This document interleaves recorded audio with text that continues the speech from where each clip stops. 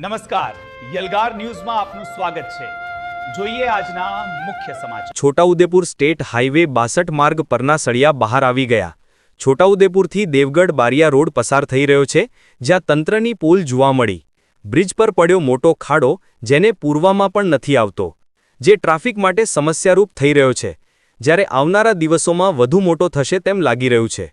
છોટાઉદેપુરથી દેવગઢ બારિયા ખાતે જતો મુખ્ય માર્ગ સ્ટેટ હાઈવે 62 જે છોટાઉદેપુર નગરમાંથી પસાર થઈ રહ્યો છે, જ્યાં મોટા ખાડા પડી ગયા છે અને સળિયા બહાર દેખાઈ રહ્યા છે, જે અને પડેલા ખાડા પ્રજા તથા વાહન ચાલકો માટે આફતરૂપ બની ગયા છે।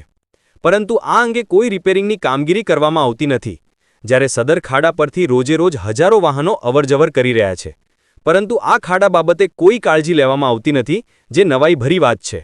આવનારા દિવસોમાં ચોમાસું આવી રહ્યું છે। આ ચોમાસા દરમિયાન આ ખાડો વધુ મોટો થશે અને બ્રિજને તથા વાહનોને નુકસાન થશે તો જવાબદાર કોણ રહેશે, એ ગંભીર પ્રશ્ન છે। રૂપસિંહ રાઠવા છોટાઉદેપુર તાલુકાના સંગઠન મંત્રી તરીકે છે આમ આદમી પાર્ટીના। આ છોટાઉદેપુર જિલ્લામાં પોલીસ સ્ટેશનની બાજુમાં રેલવે બ્રિજ બનેલો છે। એ બ્રિજને હરિયા નીકળી ગયા છે અને હલકી સિમેન્ટ વાપરીને આ ભ્રષ્ટાચાર કરેલું છે। તો અમારે એક સરકારને વિનંતી છે કે આ બધા હરિયા નીકળી ગયા છે તો એને વહેલી તકે રિપેર કરે અને આ રોડ ઉપર સંસદ જાય, ધારાસભ્ય જાય, કલેક્ટર જાય, બધા આના ઉપર સરકે છે અને આ ભ્રષ્ટાચાર થયેલી છે।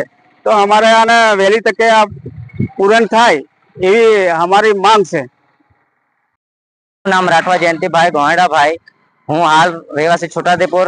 મારો હોદ્દો છે વિધાનસભા 137 સંગઠન મંત્રી તરીકેનો। છોટાઉદેપુર પોલીસ સ્ટેશન નજીક આવેલો રેલવે બ્રિજ નું જે સરકારી કામકાજ થયેલું છે અને આ જે આરસીસી નું કામ થયેલું છે, એમાં સાંસદના અડધા કિલોમીટરની આગળ આવેલા બ્રિજ ની અંદર આ નાળાના તૂટેલા, અને આ જોઈ શકો છો તમે, આવા જો બેદરકારીનું કામ ચાલશે અને કોઈ આરસીસી જે સીસી રોડ થયેલો છે એ સીસી રોડ ને સરિયા નકળી જશે અને એ મુજબ કોઈક માણસનો જીવલેણ હુમલો પણ થઈ શકે એવી સંભાવના છે અને સરિયા બહાર નીકળવાથી કોઈનું ટાયર પણ ફાટી શકે, અકસ્માત પણ થઈ શકે છે।